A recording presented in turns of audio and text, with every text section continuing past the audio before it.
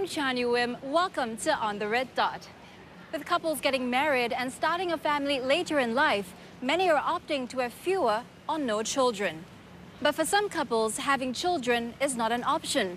For them, they are childless, but not by choice, and is not an uncommon situation. The incidence of infertility is rising in Singapore.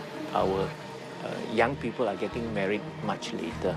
They are deferring childbearing to even later date. What they may be unaware is that as we get older, our fertility drops. Experts estimate about 1 in 7 couples face difficulty conceiving, yet many of them do not recognize it as infertility. I didn't really realize that it's infertility because we had a clean bill of health. How do stress, diet, and even the personal products we use play a role in infertility? People very unconsciously put a lot of petroleum byproducts on their skin, substances that really cause a rise in their estrogen levels. For couples who are unable to conceive, what are the options available to them? Later in this episode, we'll look at adoption as an option. But first, we follow the journey of one couple who decided to seek medical help. I thought it would be an easy thing to get pregnant. Cho Ling was 26 years old when she got married in 2005. She and her husband are among 1 in every 7 couples in Singapore who suffer from infertility. But like many couples, they did not know they had a problem. Infertility is defined as the failure to achieve pregnancy after a year of regular, unprotected sex. Cho Ling started seeing a gynecologist only after almost 2 years of trying for a baby. A lot of time, the guys think that they are healthy, but they don't realize that they may have a good erection and ejaculation, but the sperm quality can be very poor. A woman may not recognize that although she may be having menses regularly, she may not be actually ovulating. With infertile couples sometimes unaware that they have a problem, only 56% of them seek treatment, and only 22% receive medical care, according to a study published in an Oxford journal, Human Reproduction. Misconceptions about infertility are partly to blame. Few women in Singapore seem to know that obesity is a factor. Only 35% knew that a woman overweight by 13 kilograms may not be able to get pregnant. Age is also often overlooked. Only 40% know that a woman in her 40s has a lower chance of getting pregnant as a woman in her 30s. Even the most advanced treatments cannot make up for the natural decline of fertility with age. A woman who postpones getting pregnant by 5 years cuts her chances of conceiving by 9%. Assisted reproductive technologies, or ART, helps to reduce that by only 4%. The older we are, the less fertile we become. So one of the best ways to prevent this is to get married early and have kids earlier. But what medical options are available to couples who might already have a problem conceiving?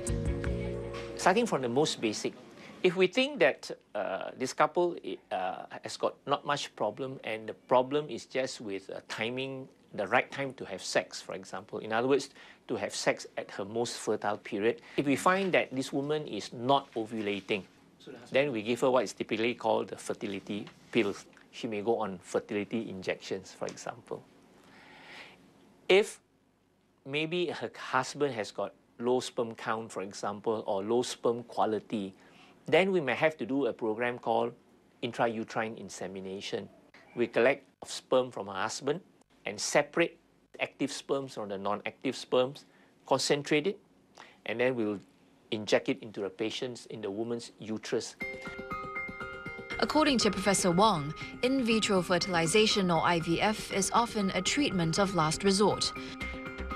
It is the fertilization of the egg outside of the body through a multi-step process lasting 4 to 6 weeks. First step is the woman will receive daily injections, daily fertility injections, to stimulate her ovaries to produce many eggs. The second step involves ultrasound scans as well as blood measurement of the hormones. And this is to monitor how she is progressing to the injections. When the eggs are considered mature, then she goes to egg extraction. We are inserting a needle through the vagina and using ultrasound as a guidance, we stick the needle into the ovary and we suck out the egg. Then, after egg is retrieved, we will combine with the husband's sperm.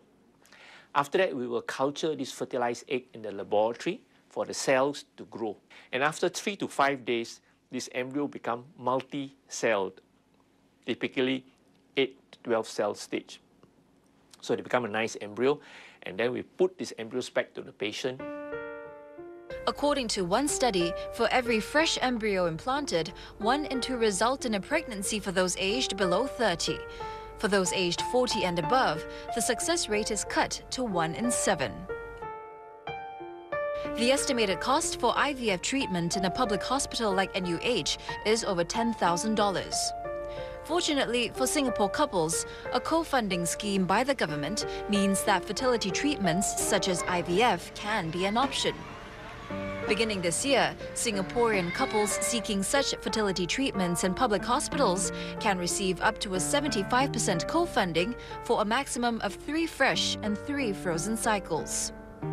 In addition, couples may withdraw $6,000, $5,000 and $4,000 from Medisave for their first, second and third treatment cycles respectively. All in all, a couple can undergo IVF treatment without forking out cash from their pockets.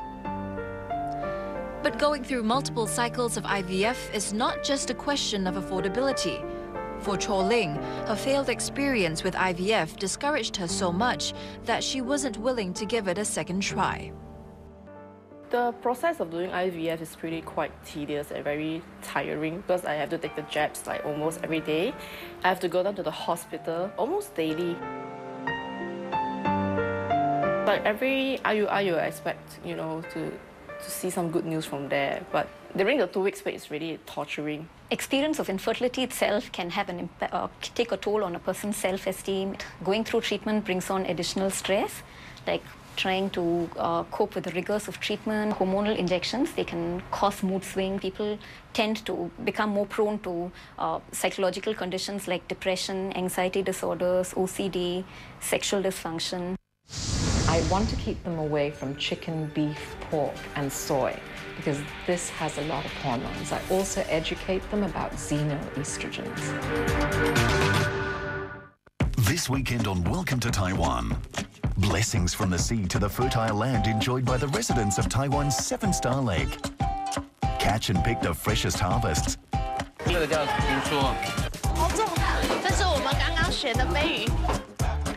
Then watch life go by in the town's cozy nooks and crannies.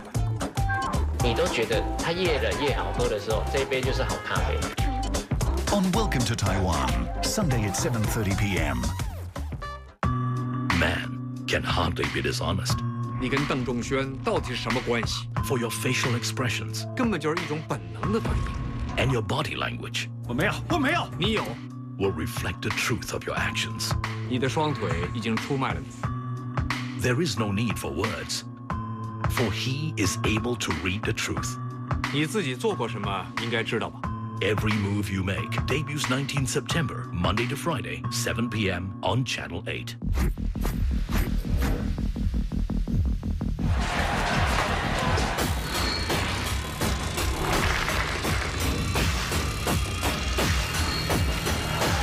살자게 되면 무서움보다 영감성이 더 앞서야 되겠다. For 5 days here in Pyongyang.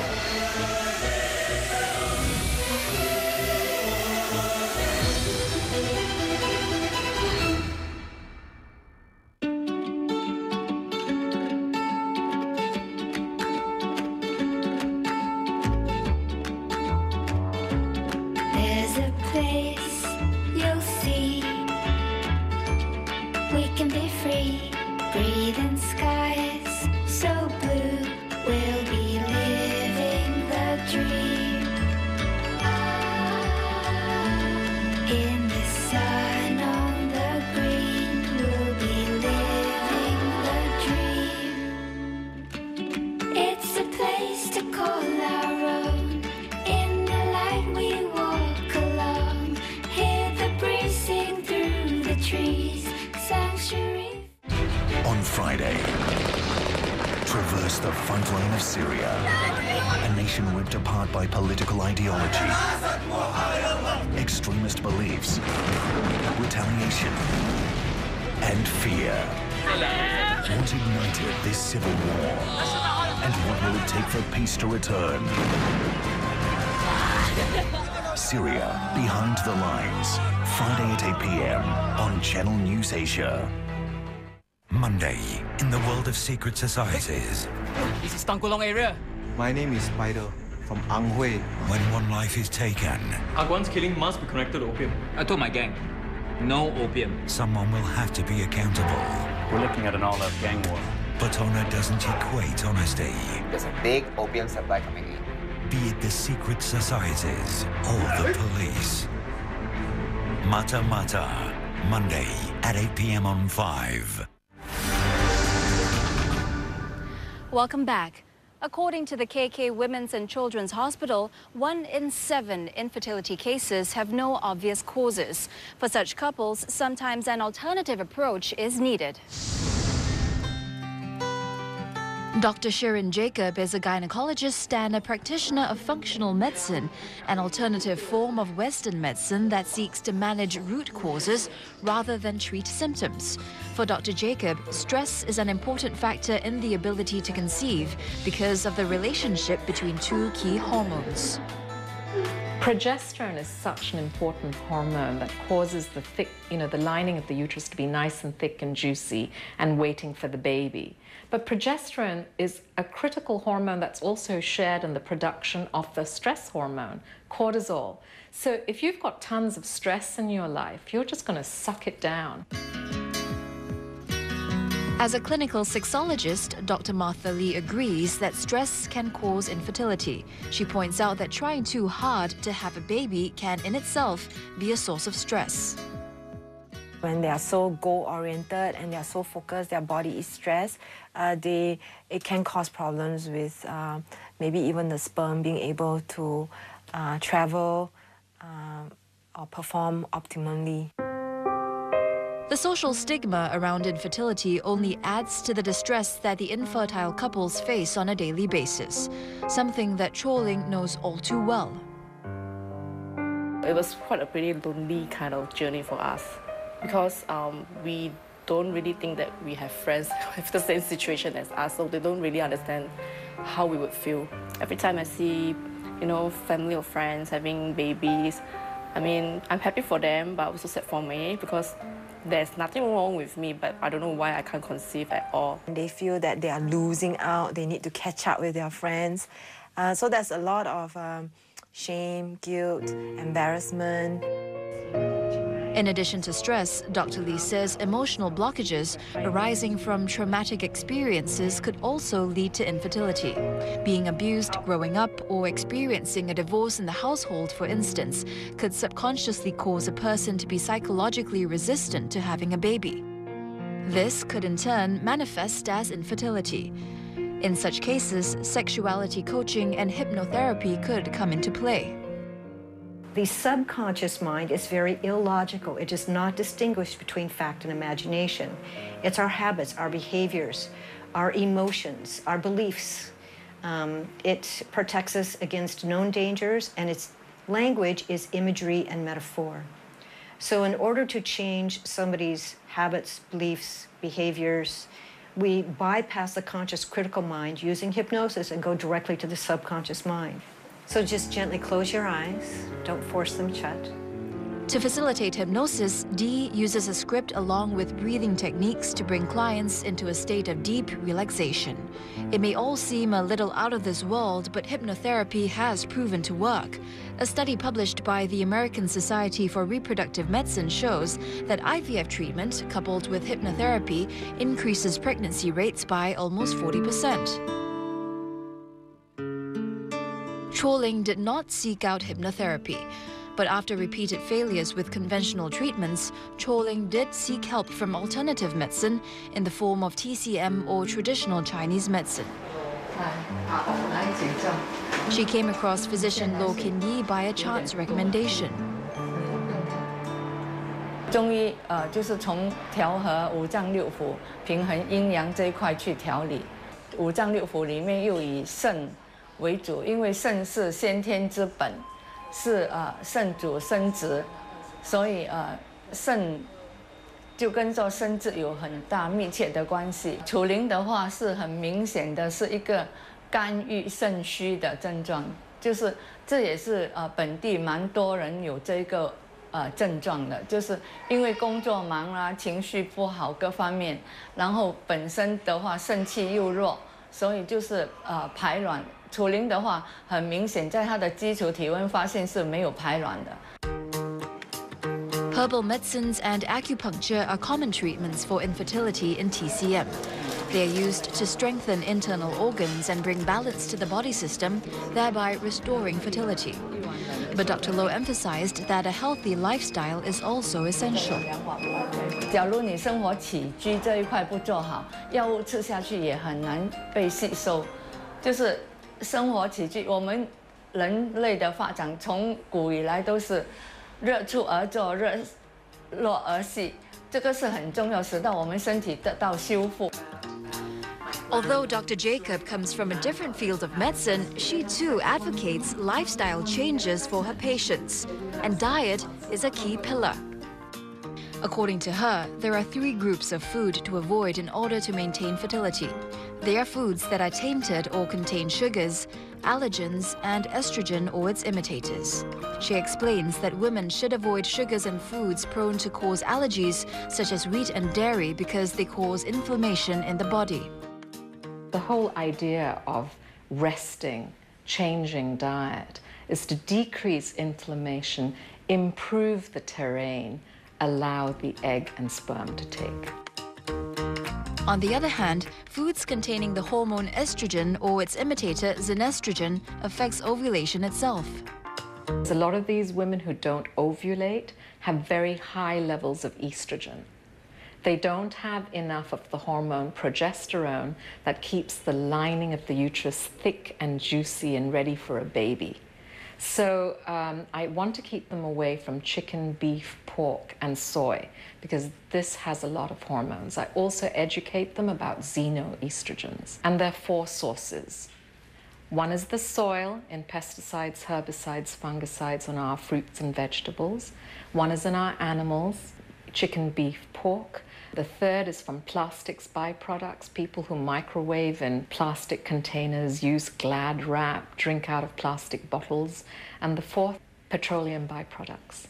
And people very unconsciously put a lot of petroleum byproducts on their skin, on their lips, and they're just sucking it in.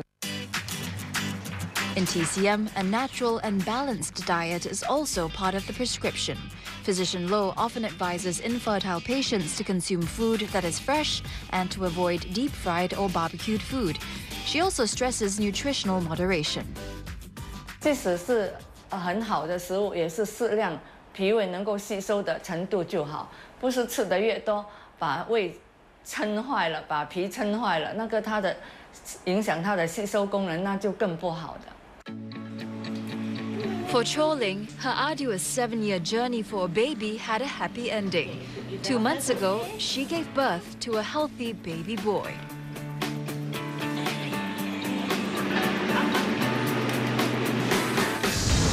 One of the most difficult questions is when to tell their child and how to tell them. I do think that if children aren't asking any questions by maybe 7 or 8, it might be helpful to just gently introduce the subject.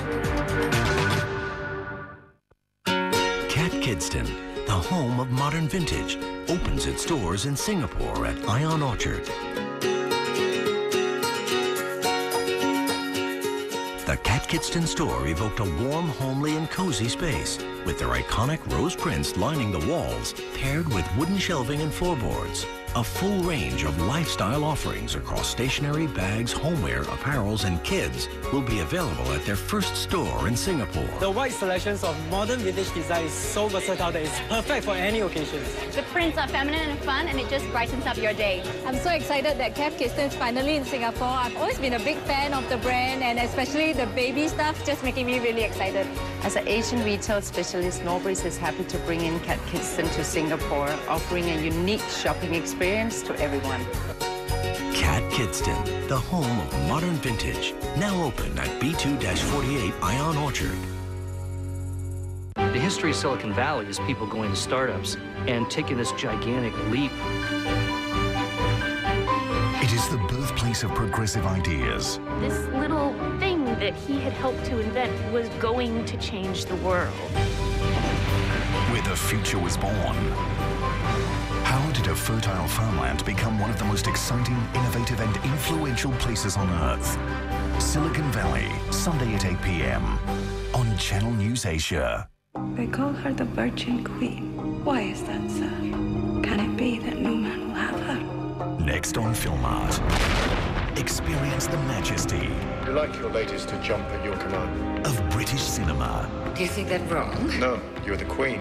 You want to be obeyed. With Jeffrey Rush, Clive Owen and Kate Blanchett. In Elizabeth, the Golden Age. Tomorrow, 10 p.m. Only on Octo's Film Art. World's best. They fight for peace, the rights of women, and even good manners. A lot of women make excuses because they're afraid of breaking this normalcy of this violence. Peace has to be possible. I was young enough to think, well, you know, it can happen soon. You can't blame us for not knowing how to behave because our parents never knew to teach us. Women Warriors, only on Conversation With, every Monday at 8:30 p.m. Hey, hi! I'm very famous. 我们要不要合作一下？没问题 ，OK。那个东西掉的。哎，看到什么东西？哦，把这个电视机藏在一个地方，他们就找不到表。你一定要相信我，我没有出卖你。我是不会再相信你了，你这个老顽皮。所以你听我讲，放松。我的目的只有一个，心又先锋。 Premieres 24th September, Tuesday, 8 p.m. on Channel U.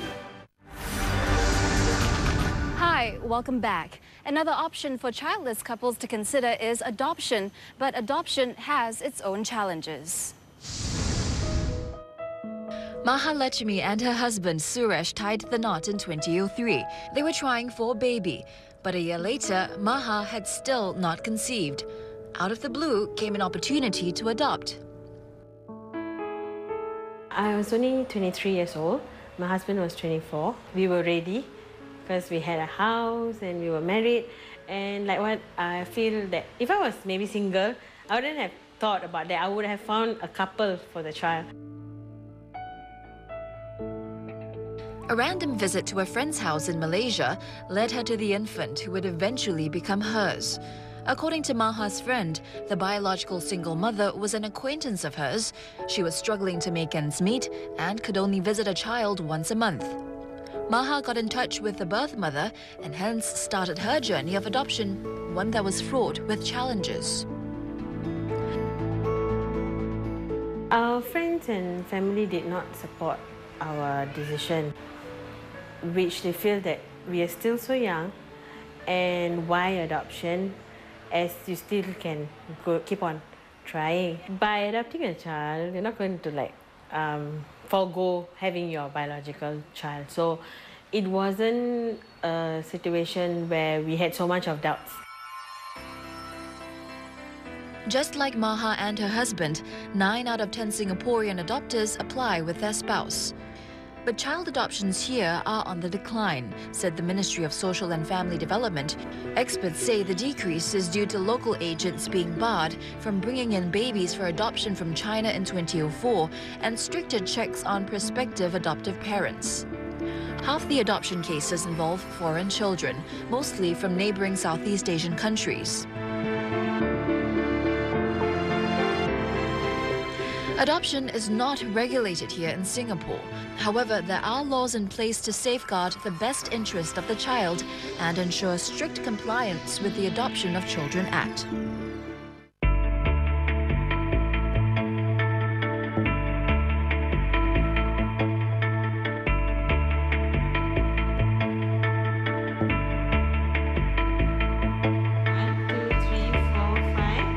Today, Maha is happy she can comfortably provide for her 2 children.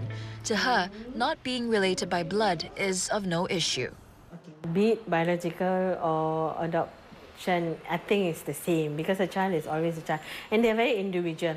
So the joy will be that you have a child who is there to call you mommy or daddy.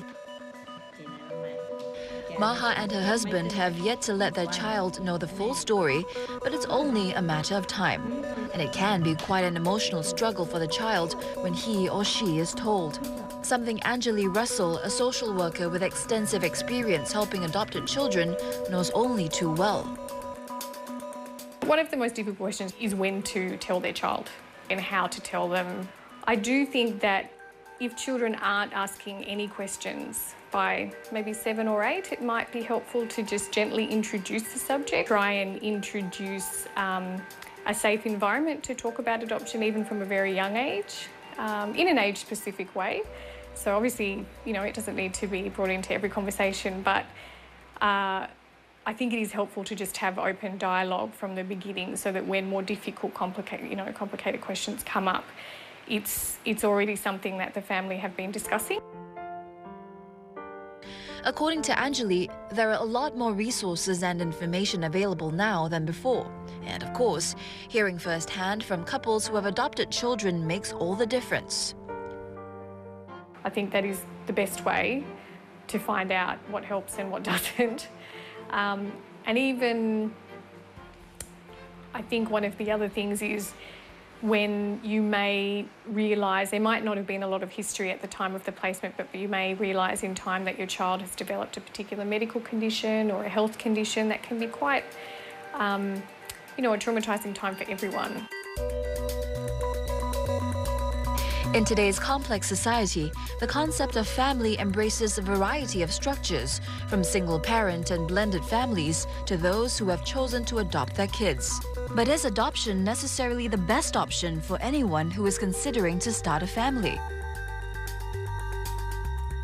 Starting a family in whichever way your family is formed, it is an incredibly exciting experience. When a child is new and young, I would have to say the central element has to always be the child's needs. So doing anything you can to prepare to be able to meet your child's needs for the long term is the best thing you can do. Having been through the adoption process spurred Maha to start her own professional adoption agency. To date, her agency has successfully matched 30 children to eager couples. When somebody wants to come and share their feelings with me now, with regards to adoption, if I've not been through adoption, I don't think I'll be able to answer them how I answer now. We wish all the best to Maha and other adopted parents out there in their parenting journey. If you have any feedback or suggestions about other topics you'd like to see on our show, head over to our Facebook page and share them with us. If you'd like to watch today's show again or any of our past episodes, you can catch them online at these websites. I'm Chani Wim. I'll see you again next week. Goodbye.